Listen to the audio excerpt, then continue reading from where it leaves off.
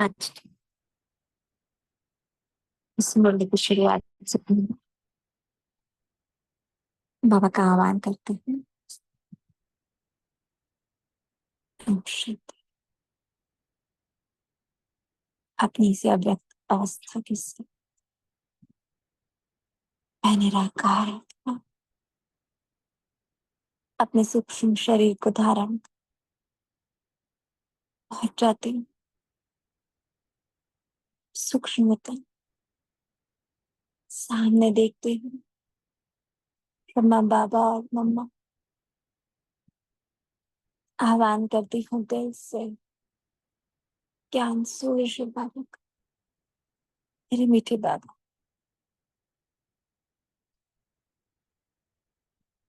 Supreme teacher, supreme शिक्षक, ocean of knowledge, हम सब बच्चों को अपने समान बनाने के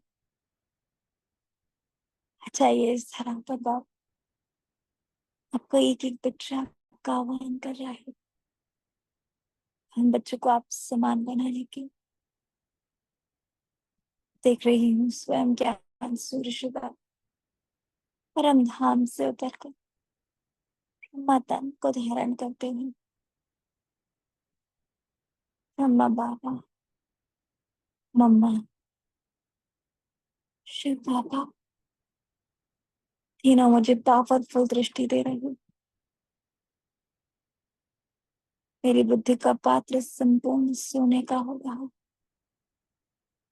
मेरे मन की प्लेट संपूर्ण स्वच्छ हो रही,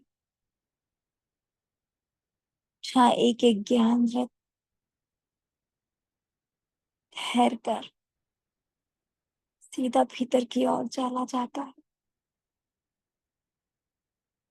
मैं आत्मा अपनी इसी अव्यक्त अवस्था को बनाते हुए अम्मा बाबा के साथ आ जाते हो नीचे श्री हॉल में। सामने मम्मा बाबा विराज और हम सभी बच्चे अपनी संपूर्ण एकाग्र स्थिति में छत्र पक्षी बनकर विराजमान, मन और बुद्धि संपूर्ण एकाग्र सुनते हैं बाबा की मुरली को।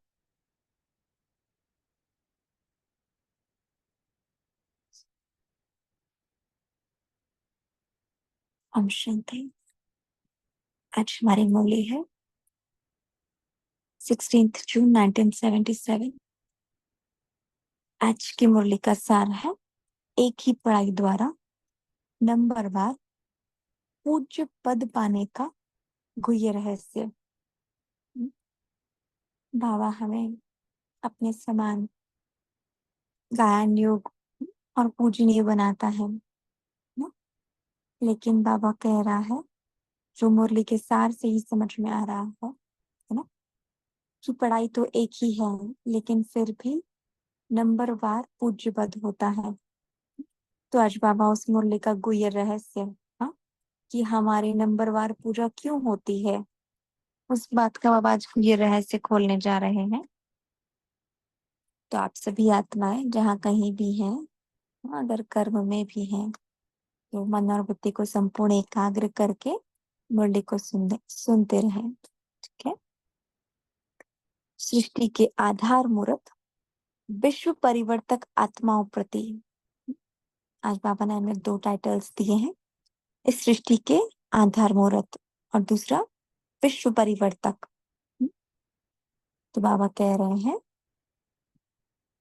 आज बाप दादा हर आत्मा के पुरुषार्थ करने के कर्म की गति और पुरुषार्थ अनुसार राज्य पद व पूज्य पद की गति, जो कि अति रमणीक और गुह्य है, वह देख रहे हैं। किसके आधार पर? हमारे कर्म करने की गति के आधार पर और हमारे पुरुषार्थ के आधार पर हमारा क्या राज्य पद होगा और क्या पूज्य पद होगा। आज बाबा उस रमणीक और गुह्य गति को देख रहा है। बाबा कह रहे हैं जैसे पुरुषार्थ में नंबरवार है, वैसे ही पद और पूज्य पद में नंबरवार है। जो नंबर 1 श्रेष्ठ पुरुषार्थी है, उन्हीं का राज्य पद और पूज्य पद अति श्रेष्ठ और गुह्य रहस्य से भरा हुआ है। जो नंबर 1 श्रेष्ठ पुरुषार्थी है, उन्हीं का राज्य पद और पूज्य पद अति श्रेष्ठ और गुह्य रहस्य से भरा हुआ है। पूज्य तो सब बनते हैं। क्या कह रहे हैं बाबा? पूज्य तो सब बनते हैं। सृष्टि के लिए सब पुरुषार्थी आत्माएं परम पूज्य हैं। चाहे वो अष्टरत्न है, चाहे 108 की माला है, हाँ, या 16,108 की माला, या 9 लाख प्रजापति वाले, लेकिन सभी कोई ना कोई रूप से पूज्य अवश्य बनते हैं। अब तक भी अनेक अनगिनत शालिग्राम बनाकर पूजा करते हैं, है ना? शालिग्राम रूप में सबकी पूजा होती है, लेकिन अनेक शालिग्राम रूप की पूजा और विशेष इष्ट देव के मंदिर रूप की पूजा, उसमें अंतर कितना होता है? शालिग्रामों की जब पूजा होती है, हमने ऐसा देखा तो नहीं है, लेकिन हमने सुना है कि जब शिव के साथ ना लाखों शालिग्राम, जब कोई नामी ग्रामी आत्मा या कोई बहुत जो रिच लोग होते हैं, वो जब ऐसी पूजाएं कराते हैं तो क्या होता है? हाँ, एक साथ सबको पाइप से, हाँ, नहला दिया जाता है, दूर से ही सबके ऊपर ना कुमकुम फेंक दिया जाता है। ऐसे माना किस रूप से पूजा होती है? तो बाबा कह रहे हैं एक तो वो पूजा शालिग्राम रूप में, और दूसरी विशेष इष्ट देव के मंदिर रूप की पूजा, बहुत अंतर होता है। इसको जानते हो ना? शालिग्राम रूप में अनेकों की पूजा होती है, और अष्ट देव के रूप में नामी ग्रामी कोई कोई आत्मा की पूजा होती है। शालिग्राम रूप में क्योंकि वो पूजा बहुत रेयर कभी कभार होती है ना, तो सबकी होती है। लेकिन बाबा कह रहे हैं इष्ट देव के रूप में हम वो विशेष पूजा, हम्म, बाबा ने कहा वो कोई कोई की होती है। 16,000 की माला भी कभी कभी सिमरन करते हैं, 108 की माला अनेक बार सिमरन करते हैं, और अष्ट रत्नों को और अष्ट देवों को या देवियों को बाप के समान सदा अपने दिल में याद रखते हैं। देखो बाबा ने बहुत क्लियर किया। 9 लाख की पूजा जो होती है शालिग्राम के रूप में। फिर बाबा ने बताया कि अष्टदेव, जो अष्टदेव और देवियां होती हैं, हाँ, उनकी पूजा बहुत अच्छे से होती है। फिर 16,000 की जो आत्माएं हैं, उनकी कभी कभी माला सिमरन होती है, मतलब बहुत रेयर केस में। और 108 की माला तो बहुत बहुत बार सिमरन करते हैं। और अष्टरत्न जो होते हैं, वो वैसे ही हर आत्मा के दिल में समाये होते हैं, जैसे बाबा, जैसे कृष्ण की पूजा हम देखते हैं हर आत्मा करती है ना? लक्ष्मी नारायण हर मंदिर में होते हैं, शिव के हर मंदिर में, हम कहीं पर भी जाए मंदिरों में तो होते ही हैं। और देवियों की जैसे, हाँ, जैसे वैष्णो देवी है, या जो जैसे जगदम्बा है, दुर्गा माँ है, श्री गणेश है, इन सब की जो पूजा होती है वो रेगुलर है। ठीक है, अब बाबा बता रहे हैं आगे इतना अंतर क्यों हुआ। बाप दादा तो सारे बच्चों को एक ही पढ़ाई, एक ही लक्ष्य, मनुष्य से देवता और विजयी रत्न बनाने का देते हैं, फिर भी पूजन में इतना अंतर क्यों? कोई के डबल पूजा अर्थात शालिग्राम रूप में भी और देवी देवताओं के रूप में भी, कोई के सिर्फ शालिग्राम रूप में माला के मणके के रूप में पूजा होती हो, इसका भी रहस्य है। ठीक है, तो किसी किसी की क्या होती है, डबल पूजा होती है, और किसी किसी की सिंगल पूजा होती है ना? तो बाबा बोल रहे इसका कारण क्या है? आत्म अभिमानी बनने का लक्ष्य व आत्मिक स्वरूप में स्थित रहने का पुरुषार्थ हर ब्राह्मण आत्मा जन्म से ही करते हैं। जब से बाबा के बने पहला ही पाठ है कि अब आत्मा हो, है ना? तो हर आत्मा अपनी अपनी रीति आत्मिक स्वरूप में स्थित रहने का पुरुषार्थ करती है। तो बाबा ने कहा ऐसा कोई भी ब्राह्मण नहीं होगा जो आत्माभिमानी बनने का पुरुषार्थी न हो, है ना? हर आत्मा आत्माभिमानी बनने का पुरुषार्थ करती है। अब यहाँ पर आ जाता है लेकिन। लेकिन निरंतर आत्माभिमानी जिससे कर्म इंद्रियों के ऊपर विजय हो जाए, हर एक कर्म इंद्रिय सतोप्रधान स्वच्छ हो जाए। इस सब्जेक्ट में अर्थात देह के पुराने संस्कार और संबंध से संपूर्ण मर्जीवा हो जाए, इस पुरुषार्थ में नंबर बनते हैं। अंडरलाइन करेंगे। हाँ, पूज्य पद को पाने का आधार कहाँ हो जाता है? आत्माभिमानी स्थिति पर। तो जितना जितना मैं आत्मा, निरंतर आत्माभिमानी स्थिति। हाँ, बाबा ने फिर इसकी लक्षण बताए कि जो निरंतर आत्माभिमानी आत्मा है, उसकी कर्म इंद्रियों के ऊपर क्या हो जाती है? विजय हो जाती है। कर्म इंद्रियां भी सत्व प्रधान स्वच्छ हो जाती हैं। हाँ, देह के पुराने संस्कार और संबंध से संपूर्ण मर्जीवा। इसमें सारा ही पुरुषार्थ समा गया है। तो बाबा ने कहा इस पुरुषार्थ में नंबरवार बन जाते हैं। कोई पुरुषार्थी की कर्म इंद्रियों पर विजय हो जाती है, अर्थात कर्म इंद्रिय जीत बन जाते हैं। और कोई कोई की आंख के धोखे में, मुख द्वारा अनेक रस लेने के धोखे में, इसी प्रकार कोई ना कोई कर्म इंद्रियों के धोखे में आ जाते हैं। अर्थात संपूर्ण निर्विकारी सर्व इंद्रिय जीत नहीं बन पाते। इसी कारण ऐसे कर्म इंद्रियों पर हार खाने वाले कमजोर पुरुषार्थियों की ऊंच से ऊंच बाप के बच्चे बनने के कारण, ऊंच बाप के संग के कारण, पढ़ाई और पालना के कारण, विश्व के अंदर श्रेष्ठ आत्माएं होने के कारण आत्मा अर्थात शालिग्राम रूप में पूजे जाते हैं। शालिग्राम बन के कौन पूजे जाते हैं? बाबा ने क्लियर किया है ना। जो अपनी कर्म इंद्रियों के द्वारा, हाँ, धोखा खाते हैं, जिनका अपने कर्म इंद्रियों पर कोई कंट्रोल नहीं है। हाँ, आंखों के ऊपर कोई कंट्रोल नहीं है, मुख के ऊपर कोई कंट्रोल नहीं है ना, जीवा के ऊपर कंट्रोल नहीं है। हाँ, तो ऐसी आत्माएं क्या होती हैं?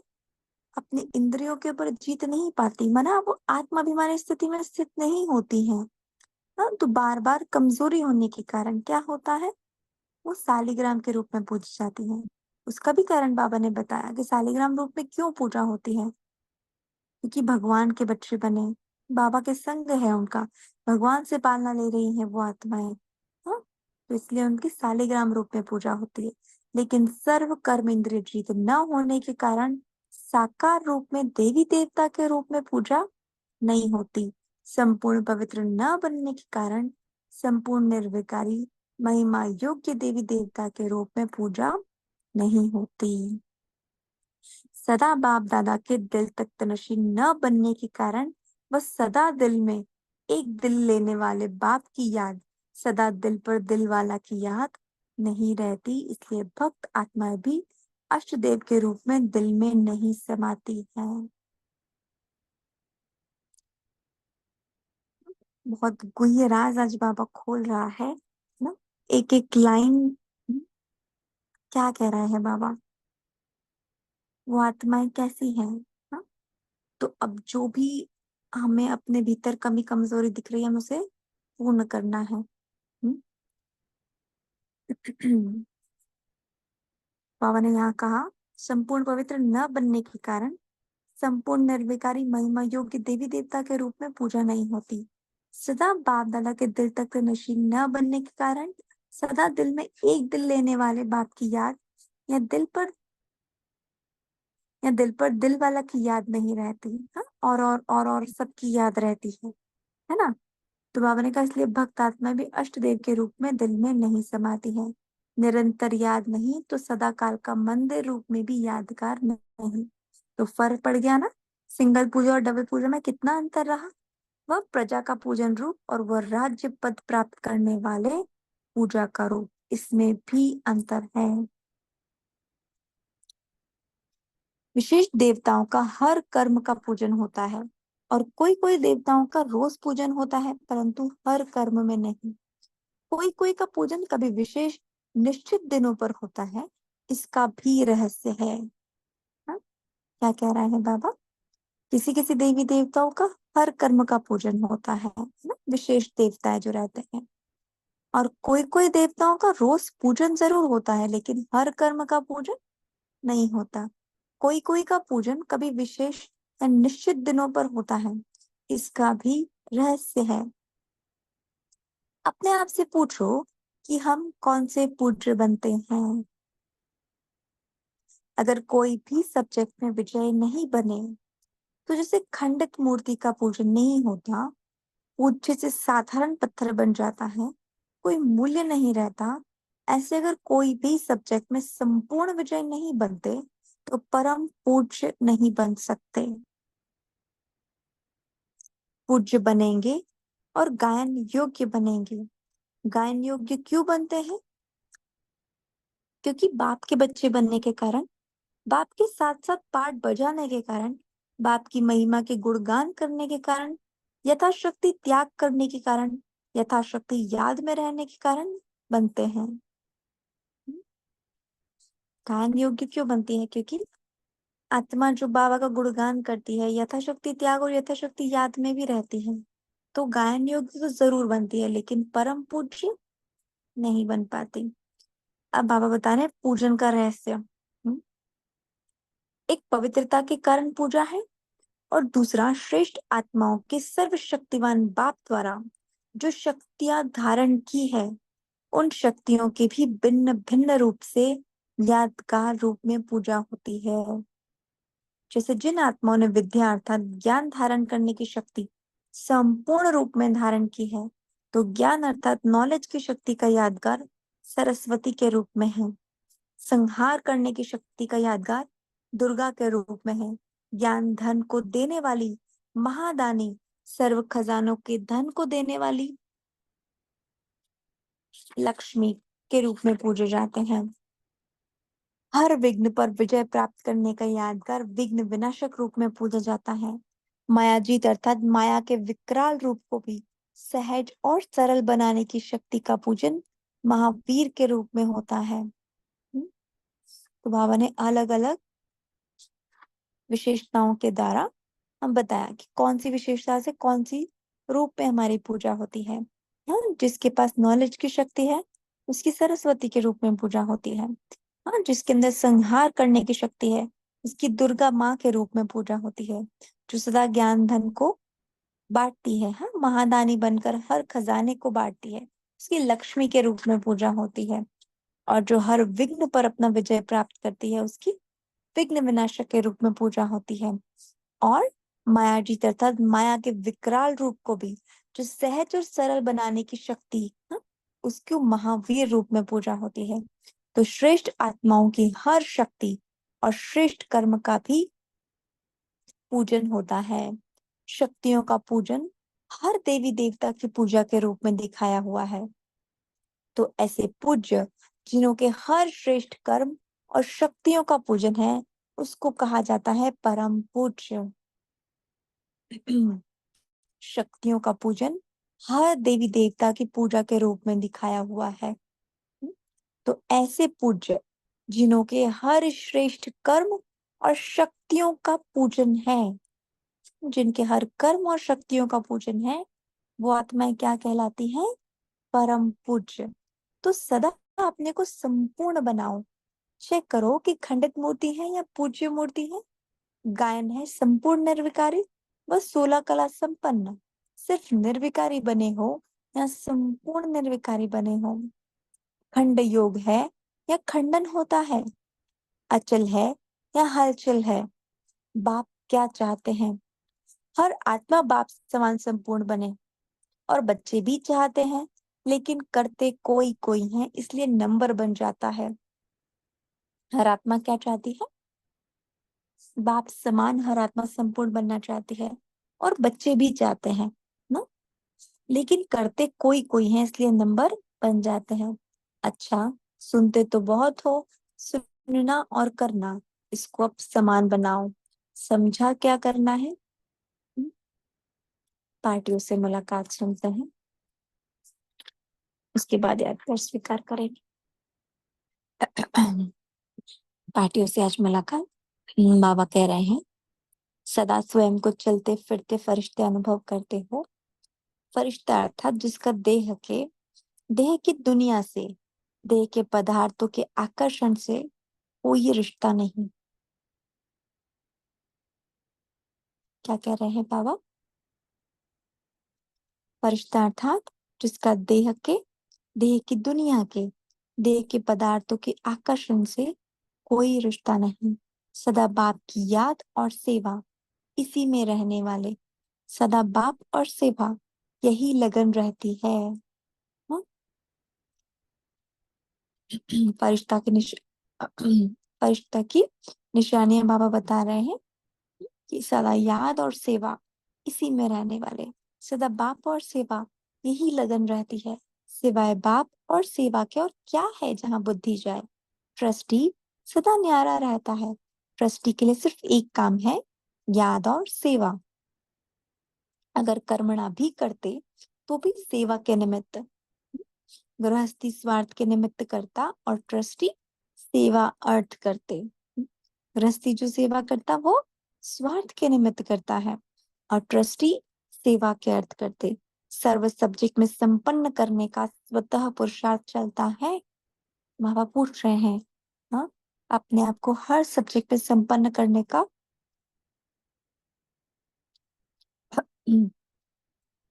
स्वतः पुरुषार्थ चलता है।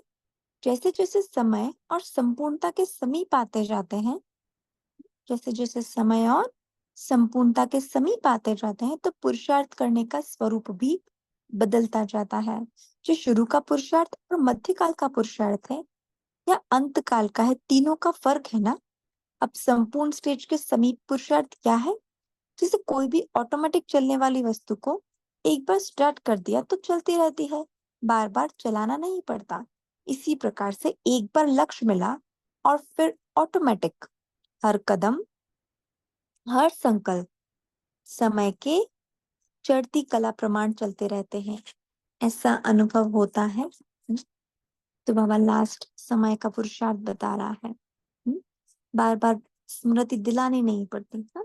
एक बार लक्ष्य लिया, पूरे दिन भर में आज हमने ये लक्ष्य लिया तो ऑटोमेटिकली क्या होता है, हर कदम, हर संकल्प, हर समय चढ़ती कला प्रमाण चलते रहते हैं। पुरुषार्थ के समर्थ स्वरूप की निशानी क्या होगी? समय के पहले पहुंचेंगे। तो बाबा ने कहा समय से पहले पहुंचने का अनुभव सर्व सब्जेक्ट में होता है या कोई विशेष सब्जेक्ट में होता है? सब सब्जेक्ट में समान मार्क्स हैं। एडवांस जाना तो अच्छा है, लेकिन सब सब्जेक्ट से एडवांटेज लेना, हर सब्जेक्ट से एडवांटेज लेना यह भी जरूरी है। हर सब्जेक्ट, हमारे कौन से सब्जेक्ट? ज्ञान, योग, धारणा और सेवा। तो बाबा ने कहा हर सब्जेक्ट से एडवांटेज लेना ये जरूरी है। लक्ष्य अच्छा है और लक्ष्य में परिवर्तन भी है। सदा स्वयं को बाप के कार्य में या अपने कार्य में सहयोगी बनने वाले सहयोगी समीप आत्मा समझते हो। आवाज बहुत प्रश्नों के साथ और गुह्यता के साथ अपने बच्चों से बात कर रहा है। बाबा बहुत ऊंची दृष्टि से अपने बच्चों को देख रहा है। मेरे सामने कौन सी विशेष आत्माएं बैठी हैं, कितनी ऊंची आत्माएं आज बाबा के सामने बैठी हैं। तो इसी अपने ऊंचे स्वमान में स्थित होकर हम इस मुरली को सुनेंगे। तो बाबा कह रहे हैं सदा स्वयं को बाप के कार्य में या अपने कार्य में सहयोगी बनने वाले सहयोगी समीप आत्मा समझते हो। बाप के कार्य में जो जितना सहयोगी होगा तो सहयोगी ही योगी बन सकता है। सहयोगी नहीं तो योगी नहीं। सहयोग देना अर्थात बाप और बाप के कार्य की याद में रहना, है ना। सहयोग देना अर्थात बाप और बाप के कार्य की याद में रहना। लौकिक में भी किसी को सहयोग दे तो उसकी याद रहती है। तो योगी अर्थात सहयोगी। बाबा के साथ योग अर्थात मैं बाबा के हर कार्य में सहयोगी आत्मा हूँ। सहयोगी बनने से स्वतः योगी बन जाते हैं और दूसरा सहयोगी बनने से पदम गुणा जमा कर लेते हैं। सहयोगी बनने से क्या होता है? पदम गुना जमा कर लेते हैं। सहयोग क्या देते? हाँ?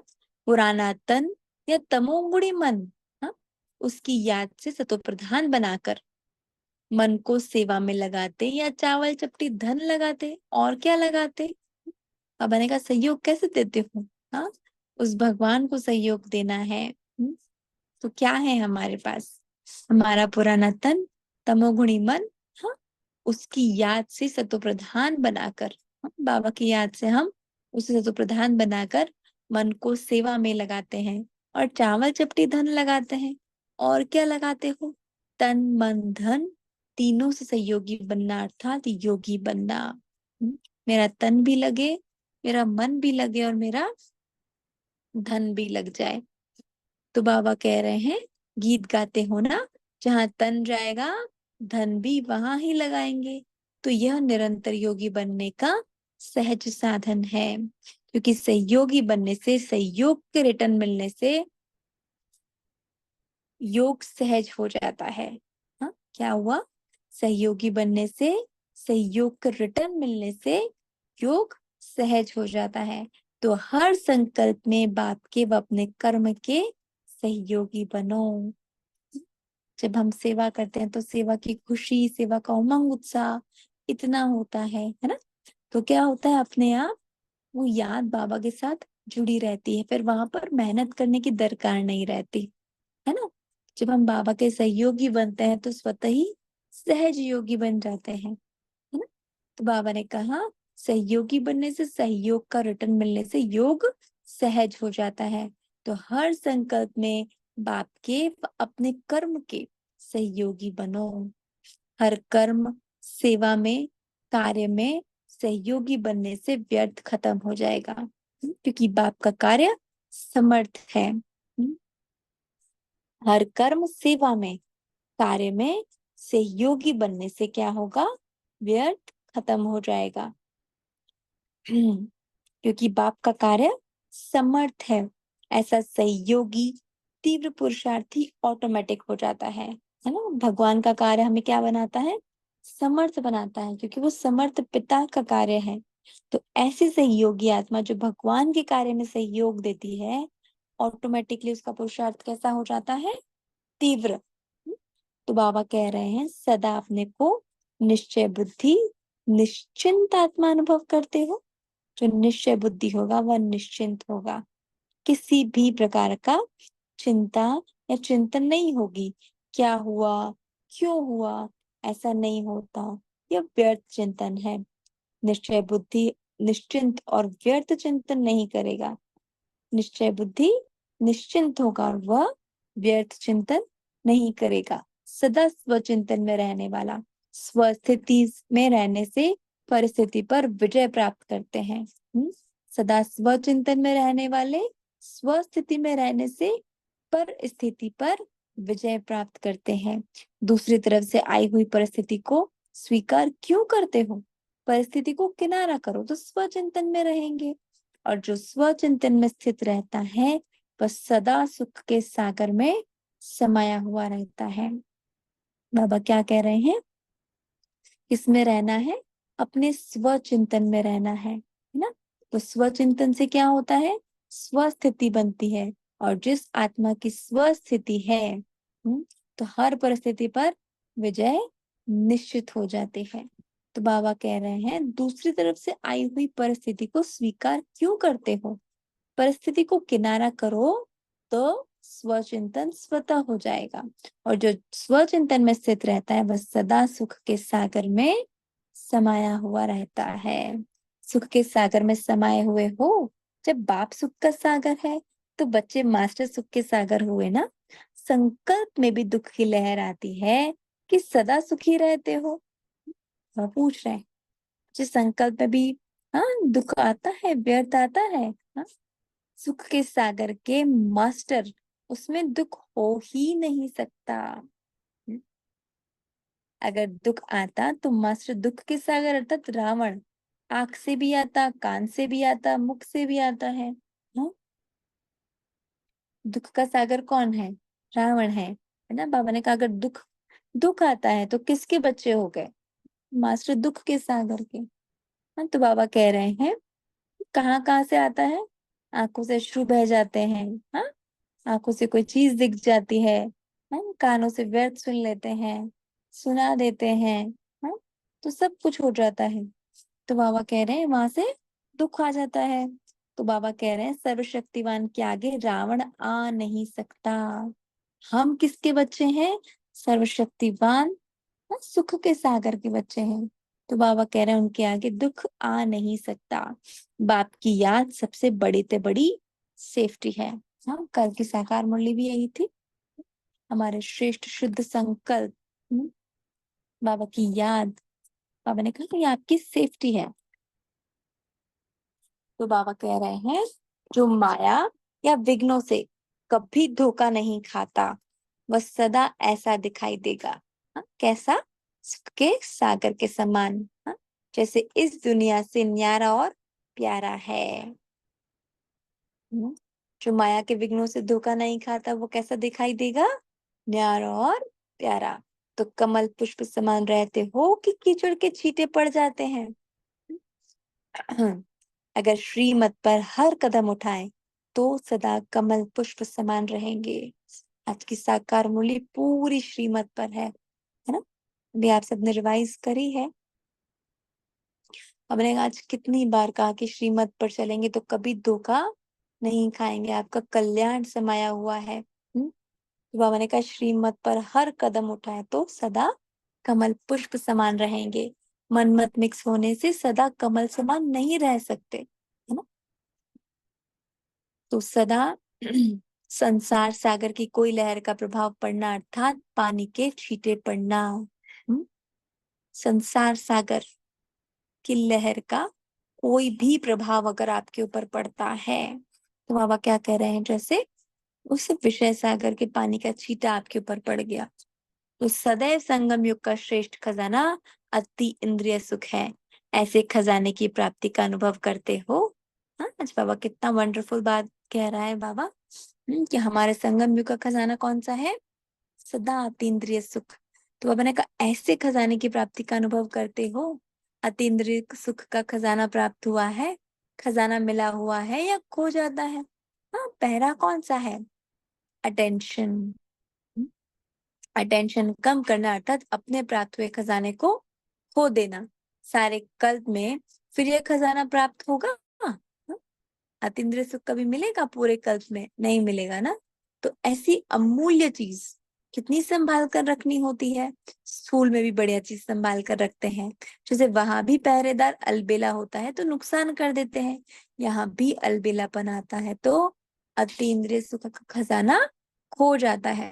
तो क्या चाहिए? बार बार अटेंशन। ऐसे नहीं अमृत वेले याद में बैठे, अटेंशन दिया, फिर चलते फिरते खो दिया। अमृत वेले अटेंशन देते हैं और समझते हैं कि सब कुछ कर लिया, लेकिन चलते फिरते भी अटेंशन देना है। अतीन्द्रिय सुख का अनुभव अभी नहीं किया तो कभी नहीं करेंगे। 5000 वर्ष के हिसाब से यह कितना श्रेष्ठ समय है। मैंने कहा ना, कल्प कल्पांतर जन्म जन्मांतर की पूंजी, हाँ, खजाना सब अभी ही जमा करना है ना। नहीं तो क्या होता है, वो कल्प कल्प का भाग्य मैं आत्मा खो देती हूँ, है ना। तो बाबा कह रहे हैं वही सुख का अगर अनुभव अभी नहीं किया तो कभी नहीं कर पाएंगे। इसलिए बाबा कह रहे हैं 5000 वर्ष के हिसाब से कितना श्रेष्ठ समय है। इतनी श्रेष्ठ प्राप्ति के लिए थोड़ा समय भी अटेंशन नहीं रखेंगे तो क्या करेंगे? कर्म और योग दोनों साथ चाहिए। योग माना ही याद का अटेंशन। जैसे कर्म नहीं छोड़ते वैसे याद भी न छूटे। बाबा क्या कह रहे हैं? याद माना, योग माना याद का अटेंशन। बाबा ने कहा ना सहज योगी चलते फिरते योगी। हाँ, तो मतलब अटेंशन। जो भी कर्म कर रही हूं मैं आत्मा, लेकिन कर्म करते हुए भी मेरा मन और बुद्धि बाबा में लगा हुआ है। किसी न किसी रीति से मुझे या तो 500 रुपयों का अभ्यास या कर्म करते हुए भी साक्षीपन की स्थिति, आत्मिक स्थिति का अभ्यास। बाबा ने कल भी कहा था ना कि मैं आत्मा अलग, हाँ, शरीर अलग। तो बाबा ने कहा इस प्रकार से हमारा कोई ना कोई अभ्यास या कोई मतलब निरंतर अटेंशन देते हुए मैं आत्मा कार्य करूं। तो बाबा कह रहे हैं योग माना ही याद का अटेंशन। जैसे कर्म नहीं छोड़ते वैसे याद भी न छूटे। इसको कहा जाता है कर्म योगी। पांडवों की जो विशेषता गाई हुई है वह जानते हो?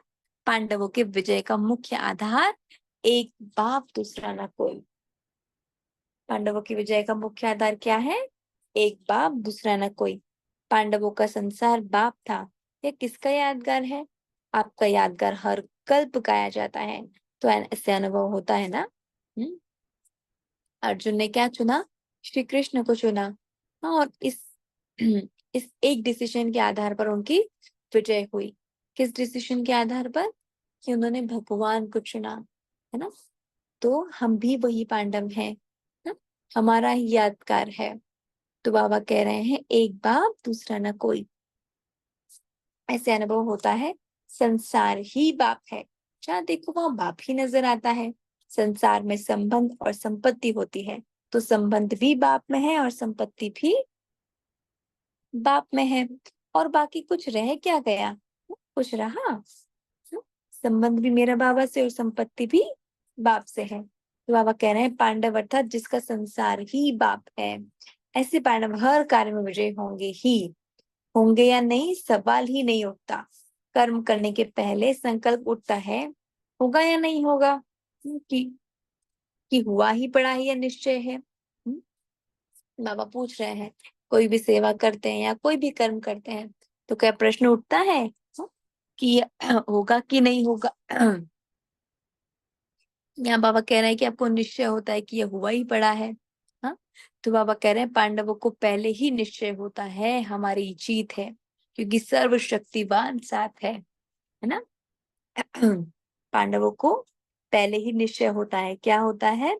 हमारी जीत तो हुई पड़ी है, क्योंकि स्वयं भगवान सर्वशक्तिवान मेरा साथी है। पांडव अर्थात सदा विजयी रतन। विजयी रतन ही बाप को प्रिय लगते हैं। हाँ, पांडव अर्थात सदा विजयी रतन। विजयी रतन ही बाप को प्रिय लगते हैं। अच्छा, बाबा से याद प्यार स्वीकार करते हैं।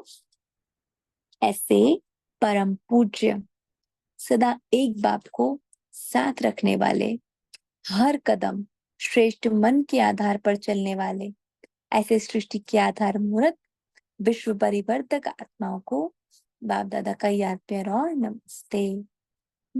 हम बच्चों का भी दिल से बाप दादा को याद प्यार और नमस्ते, नमस्ते, नमस्ते।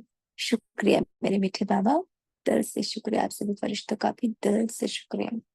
ओम शांति, शांति, शांति। तो आज की मुरली बहुत दुखोय थी। बाबा ने हम आत्माओं के किस रूप से पूजा होती है, कौन सी शक्ति को अगर हम धारण करते हैं उसमें किस रूप से हमारी पूजा होती है, और कौन सी डबल आत्माएं डबल पूज्य बनती है, कौन सी सिंगल पूज्य बनती है। बाबा ने आज सब कुछ क्लियर किया है। तो आप सभी मुख्य पुरुषार्थ के पॉइंट्स भी डिस्कस कर सकते हैं। बार बार कहना ना पड़े माइक ऑन करने के लिए, आप स्वतः अपना माइक ऑन करें। अच्छा जी, ओम शांति।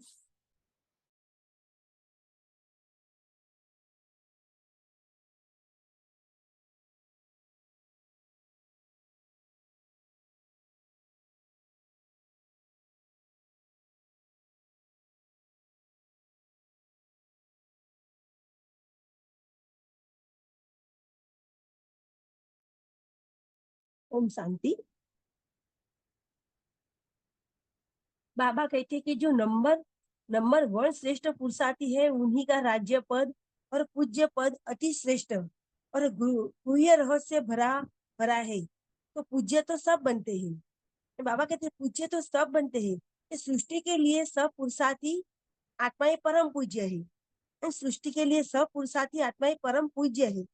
अष्ट रत्न है या 108 की माला है, तो 16,000 की माला है या 9 लाख की भी प्रजापद वाले हैं। लेकिन सभी कोई ना कोई रूप में पूज्य अवश्य बनते हैं। एंड बाबा के सभी कोई ना कोई रूप में पूज्य तो अवश्य बनते हैं। अब तक भी अनेक अनगिनत शालिग्राम बनाकर पूजा करते हैं, लेकिन अनेक शालिग्राम रूप की पूजा और विशेष इष्ट देव के मंदिर में रूप की पूजा, उससे अंतर कितना होता है? पूज्य सब बने लेकिन बाबा के पूजा में अंतर कितना होता है? बाबा के उनको जानते हो ना, शालिग्राम के रूप में अनोखी पूजा होती है एंड शालिग्राम की अनोखी पूजा होती है, लेकिन अष्टदेव रूप में नामी ग्रामी कोई आत्मा की पूजा होती है। एंड अष्ट रत्न में तो आठ आठ ही आते हैं, तो उसको नामी ग्रामी ही पूजा होती है। तो 16,000 की माला भी कभी कोई सिमरन करते, 108 की माला अनेक बार सिमरन करते, और अष्ट रत्नों की अष्ट देवियों की देवियों के बाप के समान सदा अपने दिल में याद रखते हैं। एंड अष्ट रत्नों की अष्ट देवों की बाप के समान अष्ट अपने दिल में याद रखते हैं। इतना अंतर क्यों? है ना? इसके लिए बाबा ने कहा कि जितना हम अभी देही अभिमानी बनेंगे ना, उतना उतना हमारी उसी अनुसार पूजा हमारी होगी। जो कभी कभी देही अभिमानी होंगे ना, तो उनकी पूजा भी उसके अनुसार होगी। तो निरंतर जो देही अभिमानी होंगे ना, तो उनकी पूजा हर रोज होगी। ओम शांति।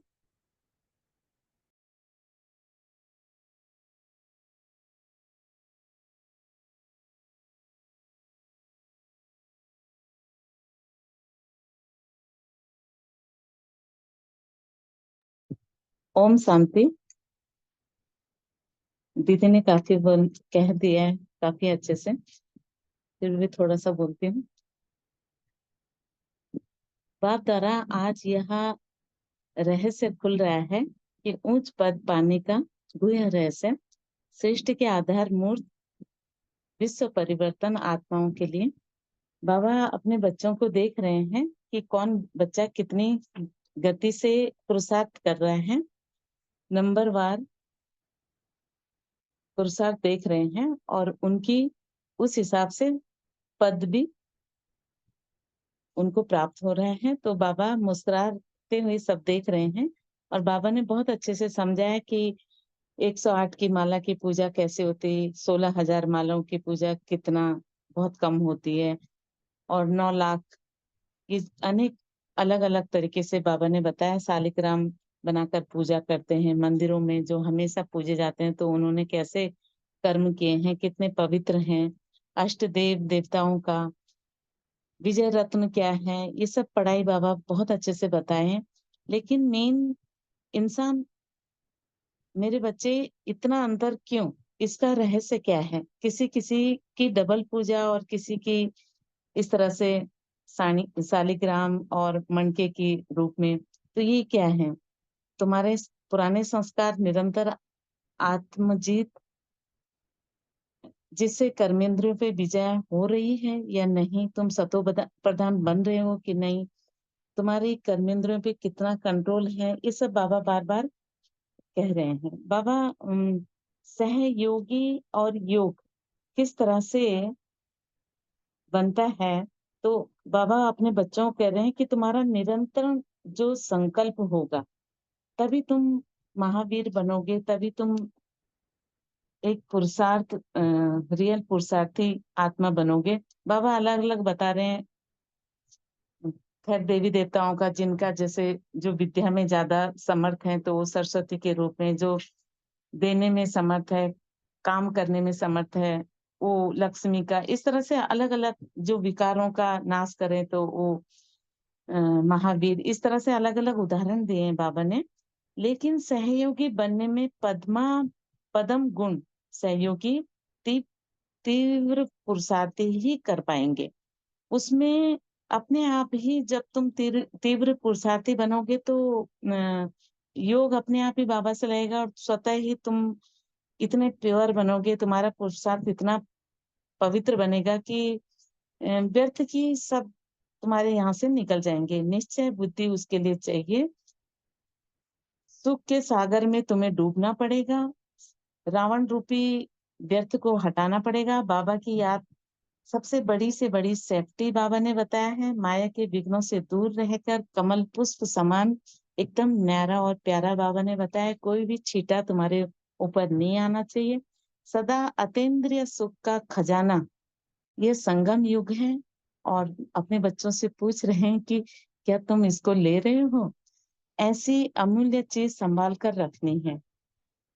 5,000 वर्ष का मैं इतना टाइम नहीं निकाल पा रही हूँ। अपने पांडव बच्चों से पूछ रहे हैं बाबा, और थोड़े थोड़े उदाहरण दिए हैं, जैसे संसार के संबंध और संपत्ति वगैरह। पांडव यानी सदा विजय रत्न। श्री अर्जुन ने श्री कृष्ण को चुना, तो विजय रत्न प्राप्त बने, मिले। इस तरह से बाबा अनेक तरह से अपने बच्चों को अ, सिखा रहे हैं और आगे बढ़ा रहे हैं। पुरुषोत्तम संगम युग की प्राप्ति के लिए मेरे बच्चे कितने पवित्र बने हैं। और बस, ओम शांति।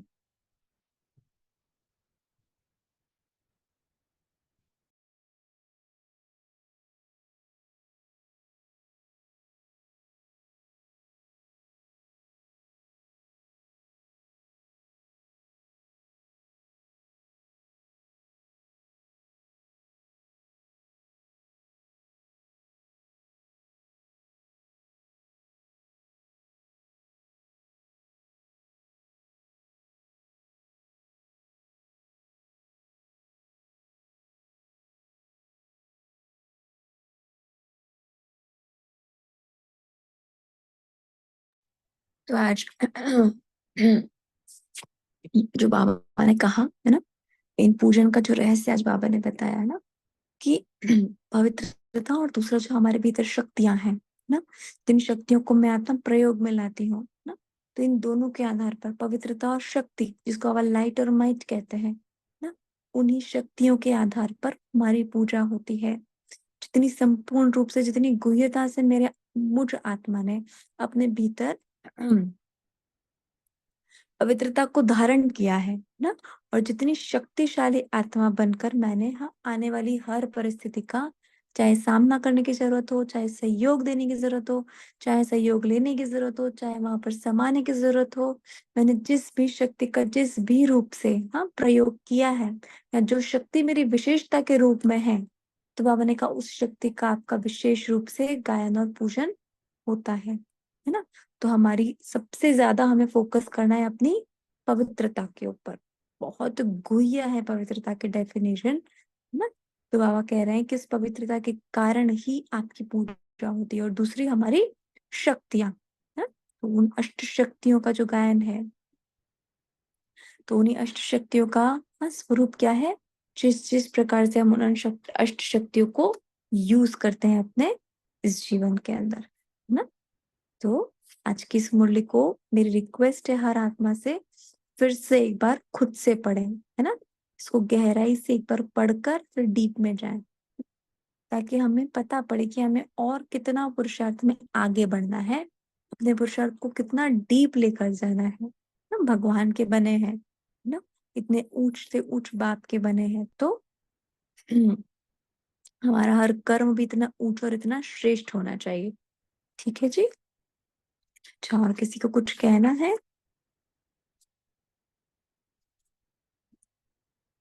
ऋषिकांत भाई, भारती दीदी, भाविका बहन, शीतल बहन।